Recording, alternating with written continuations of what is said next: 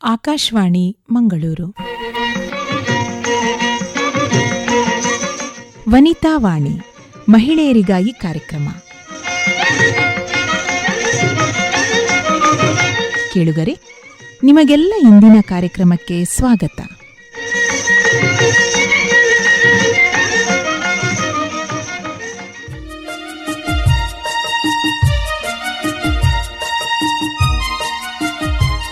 ಇಂದಿನ ಕಾರ್ಯಕ್ರಮದಲ್ಲಿ ಕೇಳಿ, ವಿಶ್ವ ಸ್ತನ್ಯಪಾನ ಸಪ್ತಾಹದ ಅಂಗವಾಗಿ ಸಂವಾದ ಕಾರ್ಯಕ್ರಮ ನಡೆಸಿಕೊಡುವವರು ಫಾದರ್ ಮುಲ್ಲಾಸ್ ಕಾಲೇಜ್ ಆಫ್ ನರ್ಸಿಂಗ್ ಮಕ್ಕಳ ವಿಭಾಗದ ಶಿಕ್ಷಕರು.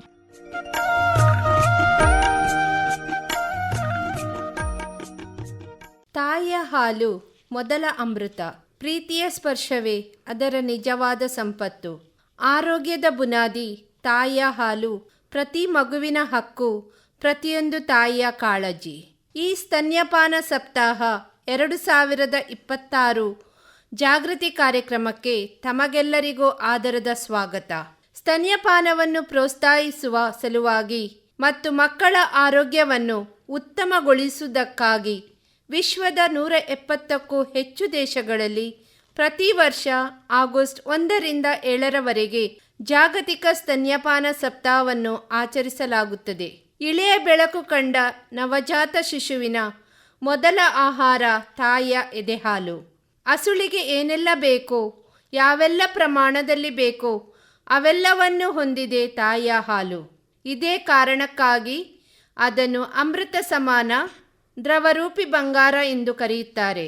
ಸ್ತನ್ಯಪಾನ ಸಪ್ತಾಹದ ಹಿನ್ನೆಲೆಯಲ್ಲಿ ಎದೆಹಾಲಿನ ಮಹತ್ವವನ್ನು ಸಂವಾದದ ಮೂಲಕ ತಿಳಿಯಪಡಿಸಲು ನಮ್ಮೊಂದಿಗೆ ಇದ್ದಾರೆ ಫಾದರ್ ಮುಲ್ಲಾಸ್ ಕಾಲೇಜ್ ಆಫ್ ನರ್ಸಿಂಗ್ ಮಕ್ಕಳ ವಿಭಾಗದ ಪ್ರಾಧ್ಯಾಪಕರಾದ ಶ್ರೀಮತಿ ವಿಲ್ಮಾ ಶಾಲಿನಿ ನೊರೋನಾ, ಶ್ರೀಮತಿ ಪ್ರೀಮಾ ರೇಷ್ಮಾ ಪಿಂಟೋ ಮತ್ತು ಸಿಸ್ಟರ್ ಲವಿಟಾ ಡಯಸ್. ಹಾಗಾದರೆ ಎದೆಹಾಲು ಸಪ್ತಾಹದ ಈ ಕಾರ್ಯಕ್ರಮದ ಸಂವಾದವನ್ನು ನಾವು ಪ್ರಾರಂಭಿಸೋಣ. ನೀವು ಹೇಳಿದ್ದೀರಿ ವಿಶ್ವ ಸ್ತನ್ಯಪಾನ ಸಪ್ತಾಹ ಆಚರಿಸುತ್ತೇವೆ ಅಂತ.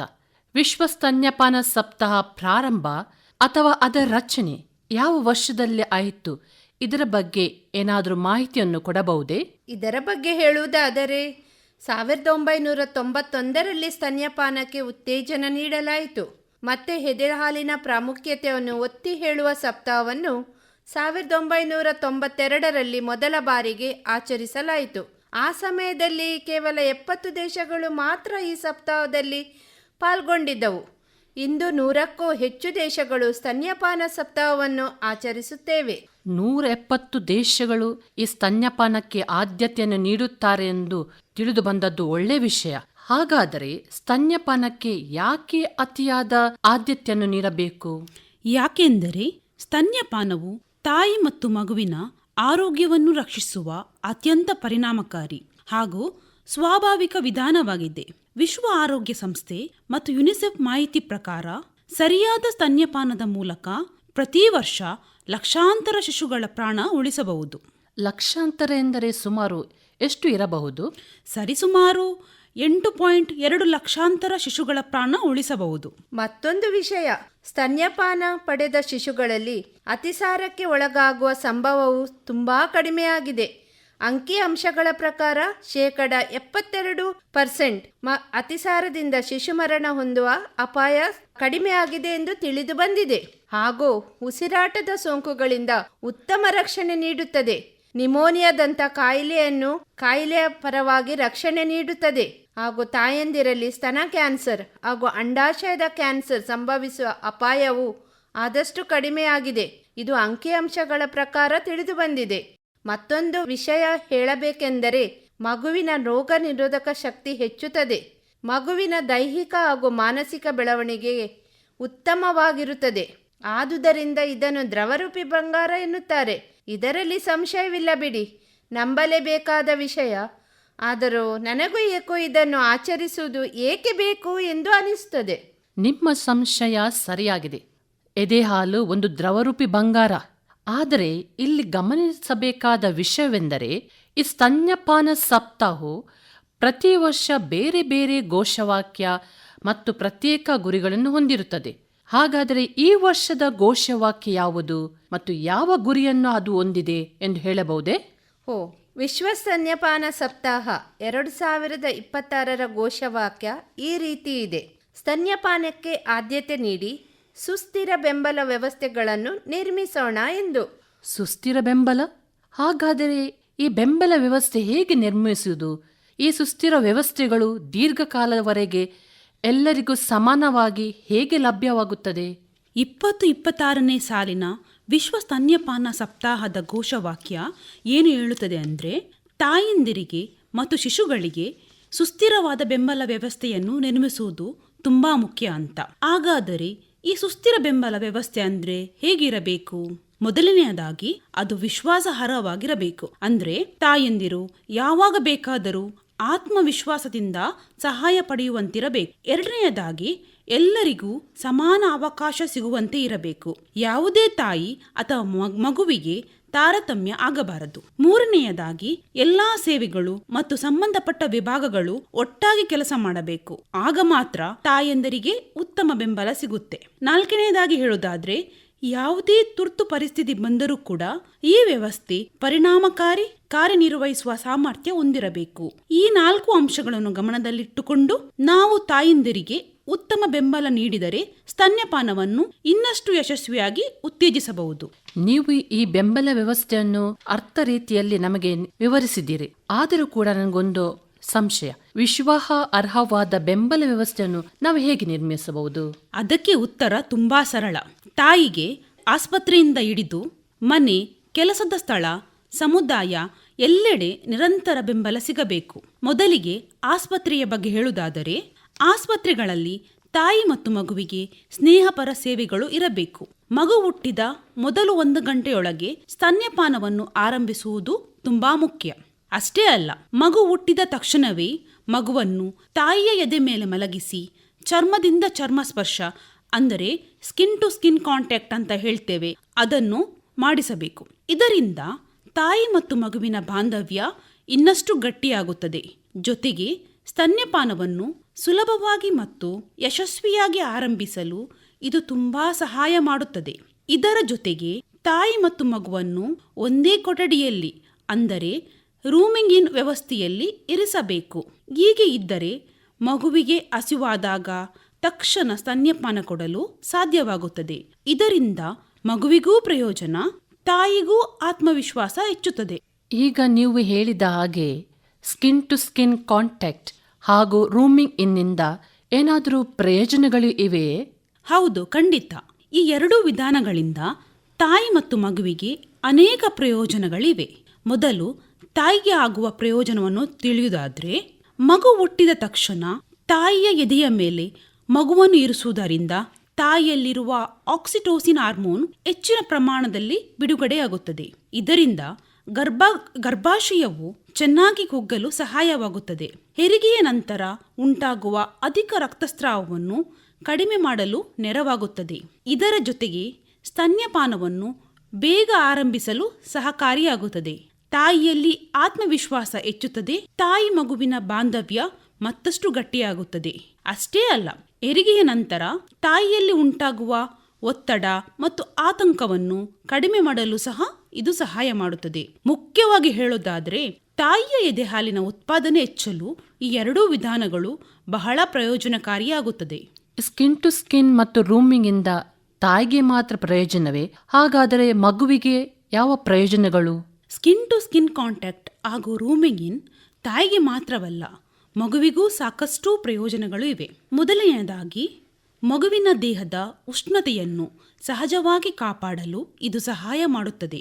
ಜೊತೆಗೆ ರಕ್ತದಲ್ಲಿನ ಸಕ್ಕರೆಯ ಮಟ್ಟವನ್ನು ಸಮತೋಲನದಲ್ಲಿಡಲು ಕೂಡ ನೆರವಾಗುತ್ತದೆ. ಇನ್ನೊಂದು ಮುಖ್ಯ ವಿಷಯ ಏನೆಂದರೆ, ಮಗು ತಾಯಿಯ ಜೊತೆಯಲ್ಲೇ ಇರುವುದರಿಂದ ಅದು ಹೆಚ್ಚು ಶಾಂತವಾಗಿರುತ್ತದೆ, ಅಳುವುದು ಕಡಿಮೆಯಾಗುತ್ತೆ ಮತ್ತು ಸುರಕ್ಷಿತ ಭಾವನೆಯನ್ನು ಅನುಭವಿಸುತ್ತೆ. ಅದರ ಜೊತೆಗೆ ಮಗು ಹಸಿವಾದಾಗ ಎಲ್ಲ ಬೇಡಿಕೆಯ ಮೇರೆಗೆ, ಅಂದರೆ ನಾವು ಡಿಮ್ಯಾಂಡ್ ಫೀಡಿಂಗ್ ಅಂತ ಹೇಳ್ತೇವೆ, ಇದರ ಮೂಲಕ ಸ್ತನ್ಯಪಾನ ನೀಡಲು ಇದು ತುಂಬ ಅನುಕೂಲವಾಗುತ್ತೆ. ಇದರಿಂದ ಮಗುವಿಗೆ ಬೇಕಾದಷ್ಟು ಎದೆಹಾಲು ಸಿಗುತ್ತದೆ ಮತ್ತು ಅದರ ಆರೋಗ್ಯಕರ ಬೆಳವಣಿಗೆಗೂ ಸಹಾಯವಾಗುತ್ತದೆ. ಎಲ್ಲಕ್ಕಿಂತ ಮುಖ್ಯವಾಗಿ ಹೇಳೋದಾದ್ರೆ ತಾಯಿ ಮತ್ತು ಮಗುವಿನ ನಡುವಿನ ಬಾಂಧವ್ಯ ಇನ್ನಷ್ಟು ಗಟ್ಟಿಯಾಗುತ್ತೆ. ಈ ಬಾಂಧವ್ಯ ಮಗುವಿನ ದೈಹಿಕ, ಮಾನಸಿಕ ಹಾಗೂ ಭಾವನಾತ್ಮಕ ಬೆಳವಣಿಗೆಗೆ ಬಹಳ ಮುಖ್ಯವಾದ ಪಾತ್ರ ವಹಿಸುತ್ತದೆ. ತುಂಬ ಒಳ್ಳೆಯದು. ಆದರೆ ಒಂದು ಸಂಶಯವಿದೆ. ಹೆರಿಗೆ ಆದ ತಕ್ಷಣ ಅದೆಷ್ಟು ತಾಯಂದಿರು ಹೇಳುವುದೇನೆಂದರೆ ಹಾಲಿನ ಉತ್ಪತ್ತಿ ಕಡಿಮೆಯಾಗಿರುತ್ತದೆ. ಇದು ನಿಜವೇ? ತುಂಬ ತಾಯಂದಿರು ಹೇಳುವುದು ಸರ್ವೇ ಸಾಮಾನ್ಯ. ಆದರೆ ಇಲ್ಲಿ ತಿಳಿಯಬೇಕಾದ ವಿಷಯವೆಂದರೆ ಪ್ರಸವದ ಮೊದಲನೇ 3 ದಿನ ಸ್ರವಿಸುವ ಹಾಲನ್ನು ಕೊಲೆಸ್ಟ್ರಾಮ್ ಅಥವಾ ಗಿಣ್ಣು ಹಾಲು ಎಂದು ಕರೆಯುತ್ತೇವೆ. ಮಗು ಜನಿಸಿದ ನಂತರ ಮಗುವಿನ ಸುರಕ್ಷತೆಯನ್ನು ಕಾಪಾಡುವುದು ಅಮೃತ ಸಮಾನವಾದ ಈ ಗಿಣ್ಣು ಹಾಲು. ಆದರೆ ಈ ಹಾಲು ಹಳದಿ ಬಣ್ಣದ ದ್ರವವಾಗಿದೆ. ಇದು ಅತಿ ಸ್ವಲ್ಪ ಪ್ರಮಾಣದಲ್ಲಿ ಸ್ರವಿಸುತ್ತದೆ. ಆದುದರಿಂದ ಎಲ್ಲ ತಾಯಂದಿರು ತಮ್ಮಲ್ಲಿ ಹಾಲು ಇಲ್ಲ ಎಂದು ಭಾವಿಸುತ್ತಾರೆ. ಕೆಲವೊಮ್ಮೆ ಆತಂಕಕ್ಕೆ ಒಳಗಾಗುತ್ತಾರೆ. ಆದುದರಿಂದ ತಾಯಂದಿರು ಪ್ರಸವದ 1 ಗಂಟೆಯ ಒಳಗೆ ಈ ದ್ರವವನ್ನು ಮಗುವಿಗೆ ನೀಡಬೇಕು ಮತ್ತು ಮಗು ತಾಯಿಯ ಮೊಲೆಯನ್ನು ಚೀಪುವುದರಿಂದ ಹಾಲಿನ ನಂತರದ ಉತ್ಪಾದನೆಗೆ ಸಹಕಾರಿಯಾಗುತ್ತದೆ. ಈ ಕೊಲೆಸ್ಟ್ರಾಮ್ ಬಗ್ಗೆ ಹೇಳುವುದಾದರೆ ಈ ಗಿಣ್ಣು ಹಾಲು ಅಥವಾ ಕೊಲೆಸ್ಟ್ರಾಮ್ನಲ್ಲಿ ಬಿಳಿ ರಕ್ತ ಕಣಗಳು ಮತ್ತು ರೋಗ ನಿರೋಧಕ ಅಂಶಗಳಿಂದ ಸಮೃದ್ಧವಾಗಿದೆ. ಇದರಲ್ಲಿ ಪ್ರೋಟೀನ್, ಖನಿಜಾಂಶಗಳು ಮತ್ತು ವಿಟಮಿನ್ಗಳು ಅಧಿಕ ಪ್ರಮಾಣದಲ್ಲಿ ಇರುತ್ತದೆ. ಹಾಗಾಗಿ ಮಗು ಜನಿಸಿದ ಕೂಡಲೇ ಮಗುವಿಗೆ ನೀಡಲು ಎದೆ ಅಥವಾ ಎದೆ ಹಾಲು ಆರಂಭಿಸಲೇಬೇಕು. ತಾಯಿಯು ಇದರ ಬಗ್ಗೆ ತುಂಬ ಕಾಳಜಿಯನ್ನು ವಹಿಸಬೇಕು ಹಾಗೂ ಇದು ಶಿಶುವಿಗೆ ಮೊದಲ ರಕ್ಷಣೆಯನ್ನು ದೊರಕಿಸಿಕೊಡುತ್ತದೆ. ಆದರೆ ಏನು ಹೇಳುವುದು, ಕೆಲವರಲ್ಲಿ ಇದು ಕೆಟ್ಟ ಹಾಲು ಎಂಬ ತಪ್ಪು ಕಲ್ಪನೆ ಇರುವುದರಿಂದ ಇದನ್ನು ಶಿಶುವಿಗೆ ಉಣಿಸದೆ ಎಸೆಯುತ್ತಾರೆ. ಇದು ದೊಡ್ಡ ತಪ್ಪು. ಅಮೃತವನ್ನು ಬಿಸಾಡಿ ಅಥವಾ ಹೊರಗೆ ಚೆಲ್ಲಿ ಅದರ ಬದಲಿಗೆ ಶಿಶುವಿಗೆ ನೀರು, ದನದ ಹಾಲು, ಜೇನುತುಪ್ಪ ಅಥವಾ ಡಬ್ಬಿಯ ಹಾಲು ನೀಡುವುದು ಮಗುವಿನ ಆರೋಗ್ಯದ ಮೇಲೆ ಕೆಟ್ಟ ಪರಿಣಾಮ ಬೀರುತ್ತದೆ. ಆದುದರಿಂದ ದಯಮಾಡಿ ಈ ಅಮೃತವನ್ನು ಮಗುವಿಗೆ ನೀಡಿ. ಇದು ಮಗುವಿನ ಜನ್ಮಸಿದ್ಧ ಹಕ್ಕು ಕೂಡ ಹೇಳಬಹುದು. ಇದನ್ನು ನೀಡುವುದು ತಾಯಿಯ ಕರ್ತವ್ಯ ಎಂದು ಮಗದೊಮ್ಮೆ ಹೇಳಲು ಬಯಸುತ್ತೇನೆ. ನಿಜವಾಗಿಯೂ ಗಿಣ್ಣು ಹಾಲನ್ನು ಕೊಟ್ಟು ಮಗುವಿನ ಆರೋಗ್ಯವನ್ನು ಕಾಪಾಡುವುದು ನಮ್ಮ ಕರ್ತವ್ಯವಾಗಿದೆ. ಹಾಗಾದರೆ ನೀವು ಹೇಳುವ ಪ್ರಕಾರ ಗಿಣ್ಣು ಹಾಲನ್ನು ಶಿಶು ಜನಿಸಿದ 1 ಗಂಟೆಯೊಳಗೆ ಯಾಕೆ ಕೊಡಬೇಕು? ಇದರಿಂದ ಆಗುವ ಲಾಭವೇನು? ತುಂಬಾ ಒಳ್ಳೆಯ ಪ್ರಶ್ನೆ. ನಾವು ಮೊದಲು ಹೇಳಿದಂತೆ ಗಿಣ್ಣು ಹಾಲು ಮಗುವಿಗೆ ಸಿಗುವ ಮೊದಲ ಅಮೃತ. ಆದ್ದರಿಂದ ಮಗು ಹುಟ್ಟಿದ ಮೊದಲ 1 ಗಂಟೆಯೊಳಗೆ ಗಿಣ್ಣು ಹಾಲು ಕುಡಿಸುವುದು ತುಂಬಾ ಮುಖ್ಯ. ಯಾಕೆಂದರೆ ಈ ಸಮಯದಲ್ಲಿ ಮಗುವಿಗೆ ಬೇಕಾಗಿರುವ ಮೊದಲ ಪೌಷ್ಟಿಕಾಹಾರ ಮತ್ತು ರೋಗ ನಿರೋಧಕ ಶಕ್ತಿ ಎಲ್ಲವೂ ಗಿಣ್ಣು ಹಾಲಿನಲ್ಲಿ ಸಿಗುತ್ತೆ. ಇದರ ಜೊತೆಗೆ ಮಗುವಿನ ರಕ್ತದಲ್ಲಿನ ಸಕ್ಕರೆಯ ಮಟ್ಟ ಕಡಿಮೆಯಾಗುವುದನ್ನು ತಡೆಯಲು ಕೂಡ ಇದು ಸಹಾಯ ಮಾಡುತ್ತೆ. ಅಷ್ಟೇ ಅಲ್ಲ, ಗಿಣ್ಣು ಹಾಲು ಮಗುವಿನ ಕರುಳಲ್ಲಿ ಒಳ್ಳೆಯ ಬ್ಯಾಕ್ಟೀರಿಯಾಗಳು ಬೆಳೆಯಲು ಸಹಕಾರಿಯಾಗುತ್ತದೆ. ಇದರಿಂದ ಕರುಳಿನ ಆರೋಗ್ಯ ಉತ್ತಮವಾಗುತ್ತದೆ, ಮಗುವಿಗೆ ಮಲ ವಿಸರ್ಜನೆ ಸುಲಭವಾಗುತ್ತದೆ ಮತ್ತು ಕಾಮಾಲೆಯ ಅಪಾಯವೂ ಕಡಿಮೆಯಾಗುತ್ತೆ. ಹೀಗಾಗಿ ಜನಿಸಿದ ಮೊದಲ 1 ಗಂಟೆಯೊಳಗೆ ಕೊಡುವ ಗಿಣ್ಣು ಹಾಲು ಮಗುವಿನ ಆರೋಗ್ಯಕರ ಜೀವನಕ್ಕೆ ಭದ್ರ ಬುನಾದಿ ಆಗುತ್ತೆ. ಗಿಣ್ಣು ಹಾಲಿನಲ್ಲಿರುವ ಇಮ್ಯುನೋಗ್ಲೋಬಿನ್ಗಳು ರೋಗ ನಿರೋಧಕ ಕೆಲಸ ಮಾಡುತ್ತದೆ. ಹಾಗಾದರೆ ಈಗ ತಾಯಿ ಮಗುವಿಗೆ ಎದೆ ಹಾಲನ್ನು ಕೊಡುವಾಗ ಅದು ಸಾಕಷ್ಟು ಪ್ರಮಾಣದಲ್ಲಿ ಅದು ಮಗುವಿಗೆ ದೊರೆಯುತ್ತದೆ ಇಲ್ಲವೇ ಎಂದು ತಿಳಿಯುವುದು ಹೇಗೆ? ಒಳ್ಳೆಯ ಪ್ರಶ್ನೆ. ಇಲ್ಲಿ ಗಮನಿಸಬೇಕಾದ ಕೆಲವೊಂದು ವಿಷಯಗಳಿವೆ. ಸರಿಯಾಗಿ ಎದೆಹಾಲು ಕುಡಿದ ಶಿಶು ದಿನಕ್ಕೆ 6 ರಿಂದ 8 ಸಲ ಮೂತ್ರ ವಿಸರ್ಜನೆ ಮಾಡುತ್ತದೆ. ಮಗು ವಿಸರ್ಜಿಸುವ ಮಲವು ಹಳದಿ ಬಣ್ಣದಿಂದ ಕೂಡಿರುತ್ತದೆ. ಮಗುವಿನ ತೂಕದಲ್ಲಿ ಗಣನೀಯವಾದ ಏರಿಕೆ ಕಂಡುಬರುತ್ತದೆ ಹಾಗೂ ಮಗು ಚೆನ್ನಾಗಿ ನಿದ್ರಿಸುತ್ತದೆ. ಆದುದರಿಂದ ಮೊದಲ 6 ತಿಂಗಳುಗಳ ಕಾಲ ಕೇವಲ ಎದೆಹಾಲನ್ನೇ ನೀಡುವುದು ಉತ್ತೇಜಿಸಬೇಕು. ಜೊತೆಗೆ 2 ವರ್ಷ ಅಥವಾ ಅದಕ್ಕಿಂತ ಹೆಚ್ಚು ಕಾಲ ಪೂರಕ ಆಹಾರದೊಂದಿಗೆ ಸ್ತನ್ಯಪಾನವನ್ನು ಮುಂದುವರಿಸಬೇಕು. ಈ ಮೇಲಿನ ಅಂಶಗಳು ಮಗುವಿಗೆ ಸಾಕಾಗುವಷ್ಟು ಪ್ರಮಾಣದಲ್ಲಿ ಎದೆಹಾಲು ದೊರೆಯುತ್ತದೆ ಎಂದು ಖಾತ್ರಿಪಡಿಸುತ್ತದೆ.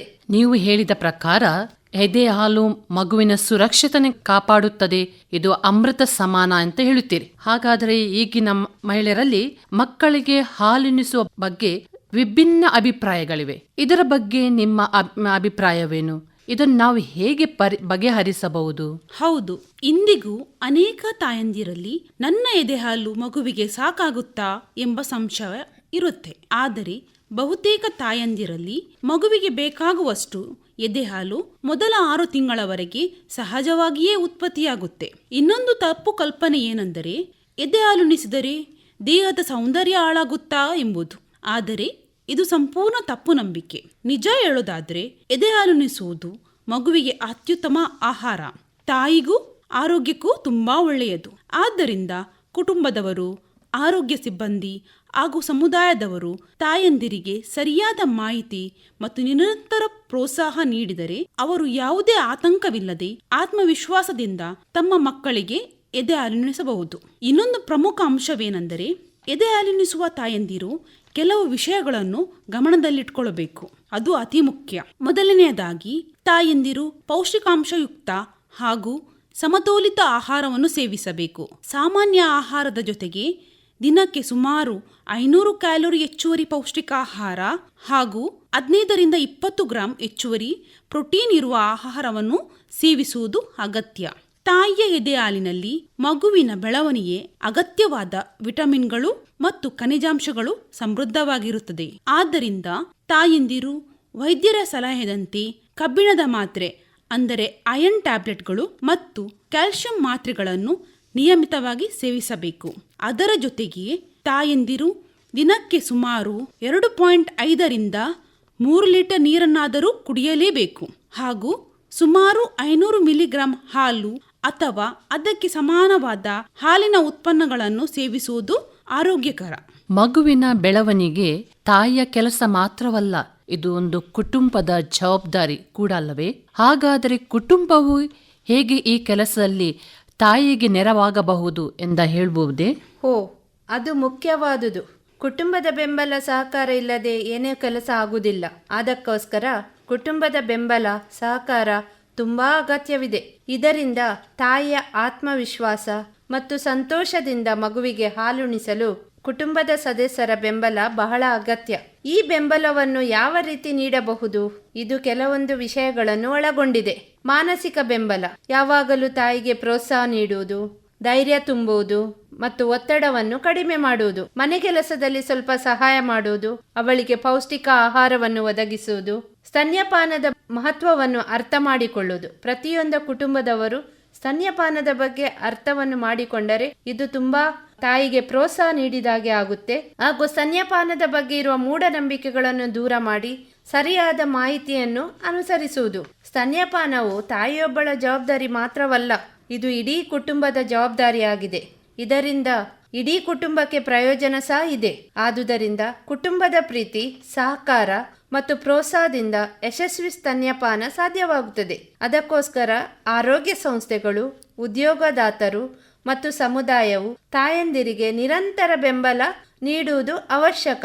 ಅದರಲ್ಲಿ ಕುಟುಂಬದ ಬೆಂಬಲ ಪ್ರಮುಖವಾಗಿದೆ. ನೀವು ಸರಿಯಾಗಿ ಹೇಳಿದ್ದೀರಿ. ತಾಯಿ ಮತ್ತು ಮಗುವಿನ ಆರೋಗ್ಯ, ಕುಟುಂಬ ಮತ್ತು ಸಮುದಾಯದ ಬೆಂಬಲ ಅತಿ ಅವಶ್ಯಕ. ಹಾಗಾದ್ರೆ ನನ್ನೊಂದು ಇನ್ನೊಂದು ಪ್ರಶ್ನೆ, ಉದ್ಯೋಗಸ್ಥ ಮಹಿಳೆಯು 6 ತಿಂಗಳ ನಂತರ ಕೆಲಸಕ್ಕೆ ಮರಳಿದರೆ ತನ್ನ ಮಗುವಿಗೆ ಹೇಗೆ ಹಾಲು ಉಣಿಸುವುದು? ಇದೊಂದು ಕಷ್ಟಕರವಾದ ಸನ್ನಿವೇಶ.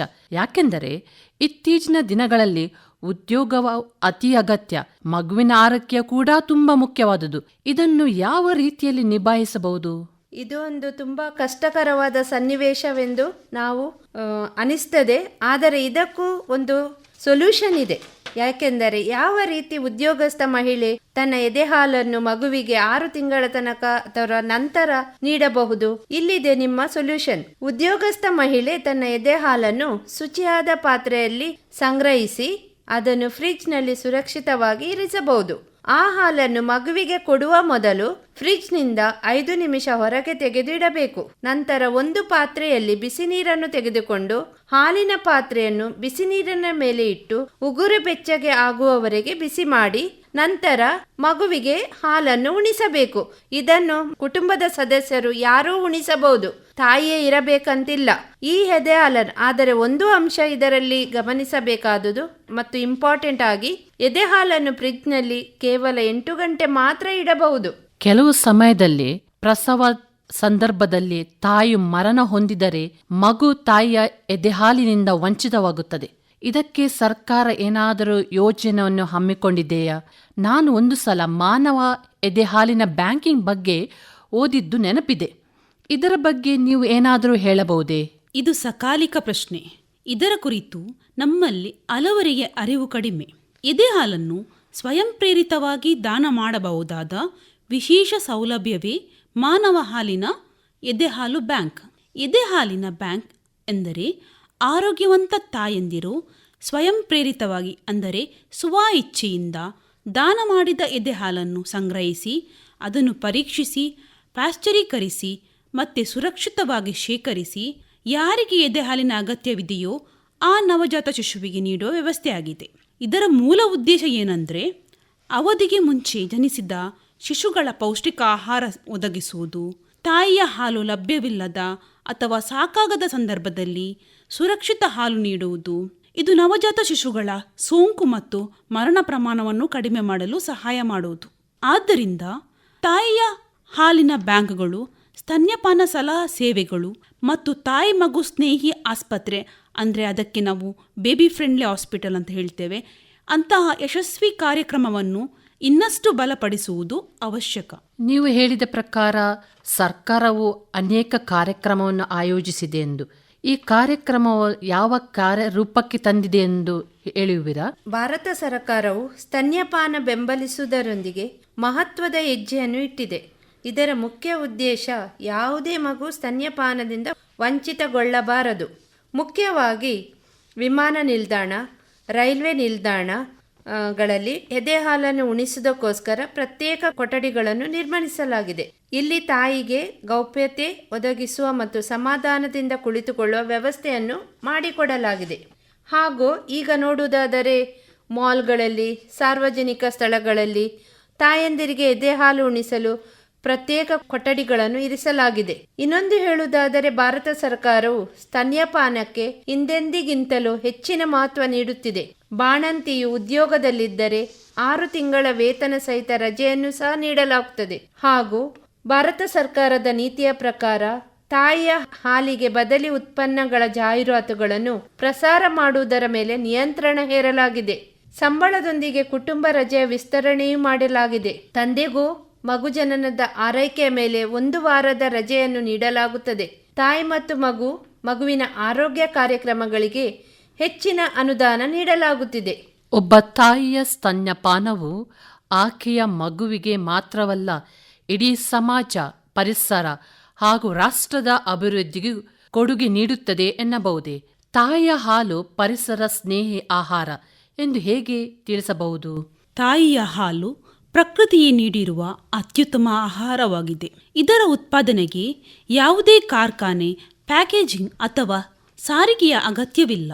ಆದ್ದರಿಂದ ಪ್ಲಾಸ್ಟಿಕ್ ತ್ಯಾಜ್ಯ, ನೀರು ಮತ್ತು ಇಂಧನದ ಬಳಕೆ ಕಡಿಮೆಯಾಗಿ ಪರಿಸರ ಸಂರಕ್ಷಣೆ ಸಹಕಾರಿಯಾಗುತ್ತದೆ.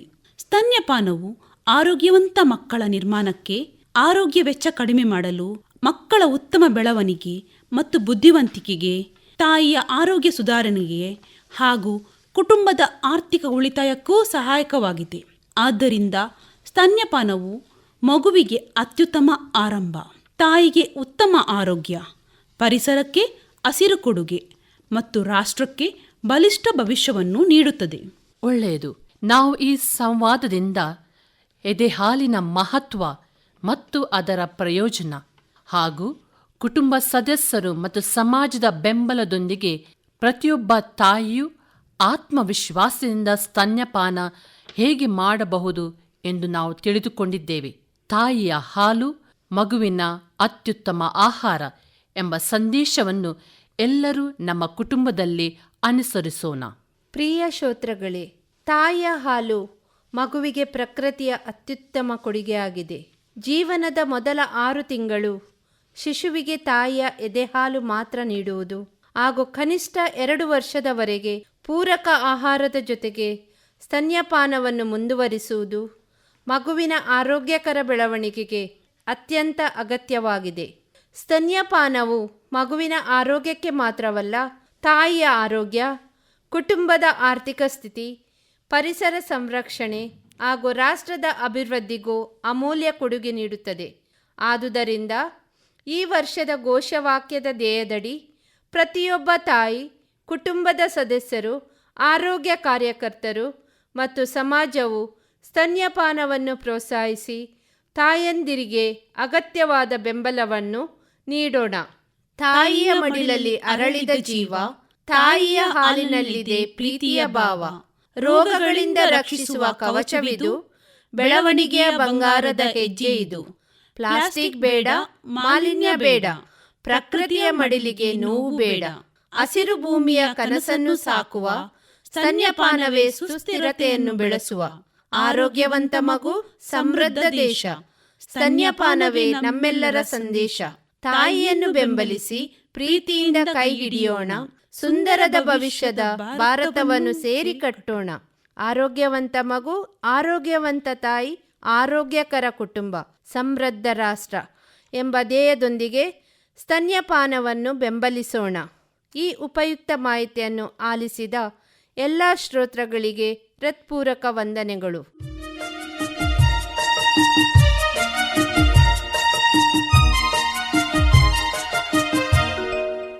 ಇದುವರೆಗೆ ವಿಶ್ವ ಸ್ತನ್ಯಪಾನ ಸಪ್ತಾಹದ ಅಂಗವಾಗಿ ಸಂವಾದ ಕಾರ್ಯಕ್ರಮ ಕೇಳಿದಿರಿ. ನಡೆಸಿಕೊಟ್ಟವರು ಫಾದರ್ ಮುಲ್ಲಾಸ್ ಕಾಲೇಜ್ ಆಫ್ ನರ್ಸಿಂಗ್, ಮಕ್ಕಳ ವಿಭಾಗದ ಶಿಕ್ಷಕರು.